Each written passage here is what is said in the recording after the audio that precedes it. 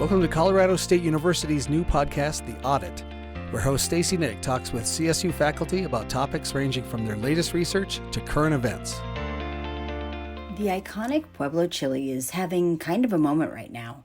Beloved for its meaty texture and, of course, its fiery heat, you can find the pepper in everything from salsas and hot sauce to beer and fudge. But if it hadn't been for an inherited seed stock and a little luck, Pueblo's most famous chili variety might have been lost forever. Today, I'm speaking with Michael Bartolo, a senior research scientist emeritus at CSU's Arkansas Valley Research Center, and the innovator behind one of Pueblo's hottest crops.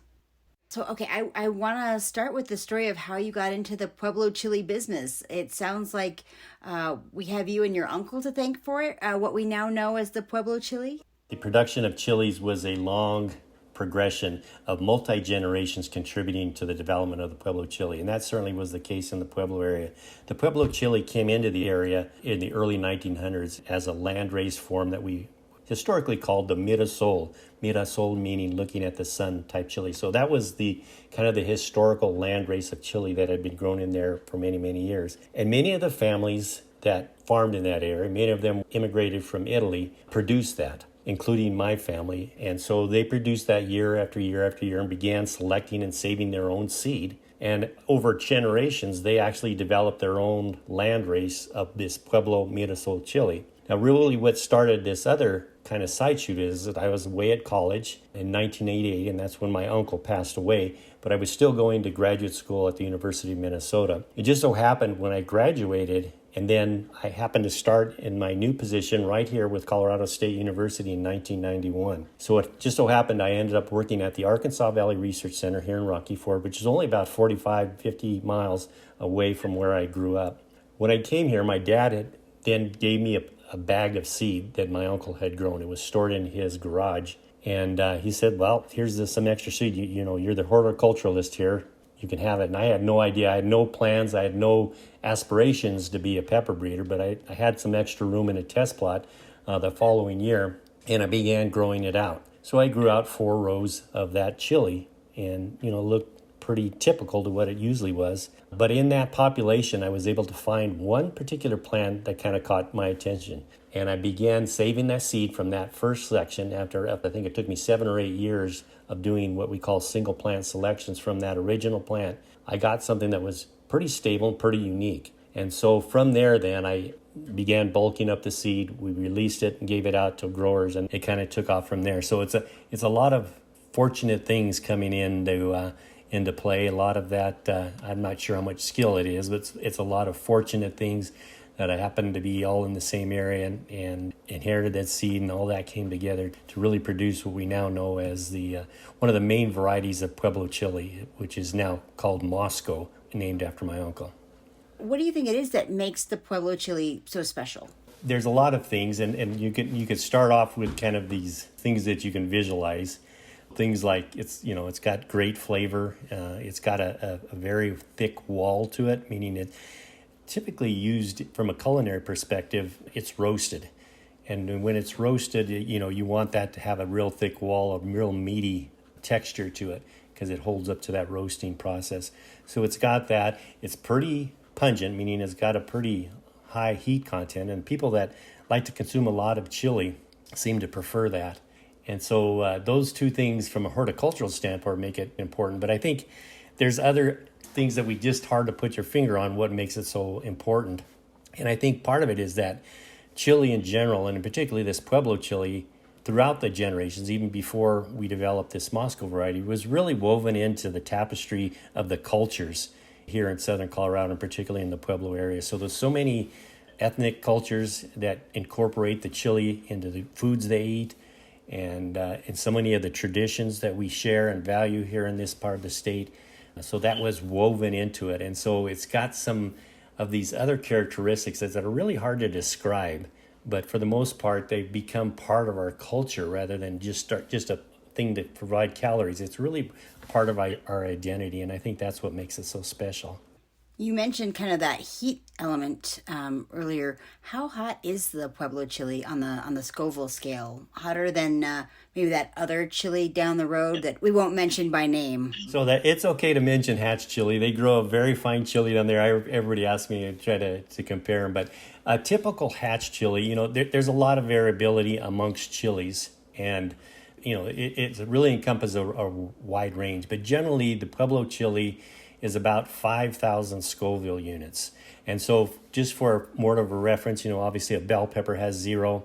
Your typical New Mexico Hatch Anaheim type chili has about 1,500, maybe 2,000 Scoville units. So it's considerably hotter, but less hot than, say, for a jalapeno or some of these cayenne type peppers. And the Moscow it's a publicly released variety, is that correct? Correct. So that was released out to the public in the early part of the 2000s, around 2002, and we just generally released it. It's an open pollinated variety, and decided at that time just to get it out to the public. And I believe in that kind of thing from Colorado State University's perspective, is that this is a variety, it's really not widely grown like some of the other crops that we produce. It's a pretty niche crop.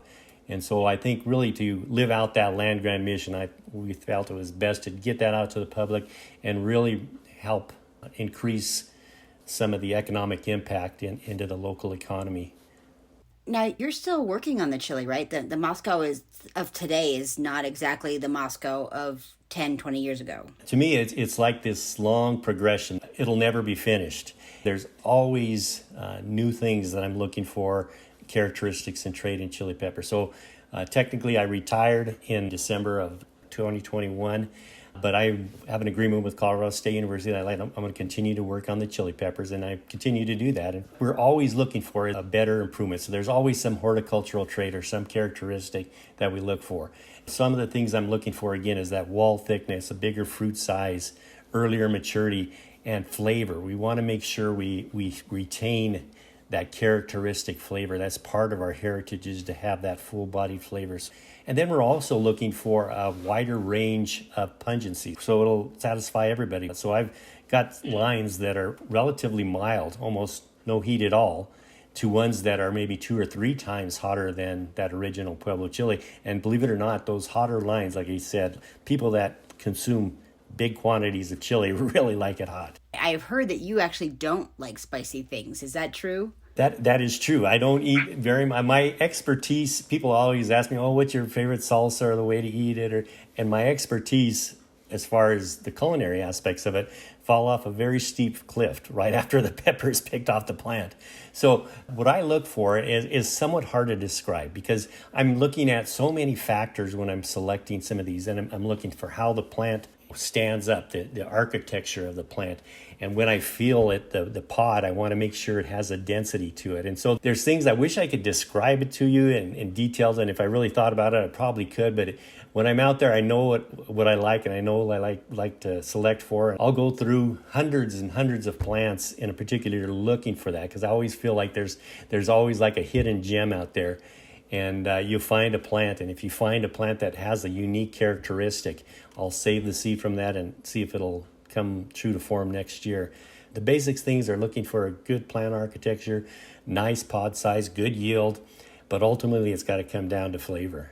So then how do you test the flavor? How do you have some taste testers that you employ? And if so, how do I get on that list to be one? So I do a little tasting myself. So I kind of avoid the heat of it, because I just bite the very tip of it. So a lot of the capsaicin, or that chemical causing compound that causes the heat sensation, is located more toward the top end of the pepper. So if you just bite the tip, you don't get used to that. But I've thought about this immensely, about how to get a good taste testing. And, typically you'd employ a taste panel, and usually of college students. Not that I think they're bad, but I don't think they would necessarily have the experience. So I've got some good friends here, and some of them have been growing chili. Some of these, a couple of ladies that I work with have known for years. One of them is 86 years old. She's a wonderful, beautiful lady. Just she knows more about chili. She's been cooking and preparing chili all of her life. She grew up raising chili and picking it. And so what I do is I usually give her those chilies, and I just says, what do you think of that? How does it roast? She knows what it takes to prepare a wonderful meal, because she's, thousands of meals for her family over these decades that she's done it. So I rely on people like that have not only an understanding of the physical attributes of the chili, but some of those intangible things that we talked about. How does it prepare and how does it add flavor to a particular dish? It seems like the Pueblo chili has really brought a lot of attention to the area. There's the festival, the fun feud with, again, that other chili down the road. It's become a really popular vegetable. Is it a vegetable? Is it a fruit? It has seeds. It's a the pod itself is technically from a botanical perspective is a fruit, but we call it a vegetable because that's the kind of the way it's used in culinary aspects is as a vegetable. But it certainly has increased in popularity a lot, and a lot of that can be attributed to some of the work that the Pueblo Chamber of Commerce has done. There was a man who was the director of the Pueblo Chamber of Commerce named Rod Slyhoff, who was a big cheerleader for that. I remember getting together with him now almost 30 years ago, and we sat down on ways we can promote the Pueblo chili. And that was when we kind of had that brainstorming session to come up with the Chili and Frijoles Festival. In those early years, it was a very, very modest gathering, but he really ran with that over the many decades, and he really should be championed as the father of that festival. And that festival has drawn a lot of attention, a lot of people to Pueblo, and really amplified it beyond the borders of Pueblo County, all up and down the Front Range. From that, it's been a catalyst for a lot of other entrepreneurial ventures as far as adding it to other types of food. I wondered, it seems like also culturally it's become such a staple. It's really become this identifier for the area almost. And that's true. Like I said, it's woven into so many of our good memories. Even me, now my background is of Italian descent. So typically you don't associate hot chili peppers with that kind of culture, but that's what's so unique about the Pueblo area is that, really that is a community that is consisting of immigrants from all over the world. And so chili was the one thing that was woven, the thread that kind of bound all those different cultures together. So you can imagine about all these different cultures that are coming to work in the area, whether it be for mining or farming. A big employer at that time was the steel mill, of course.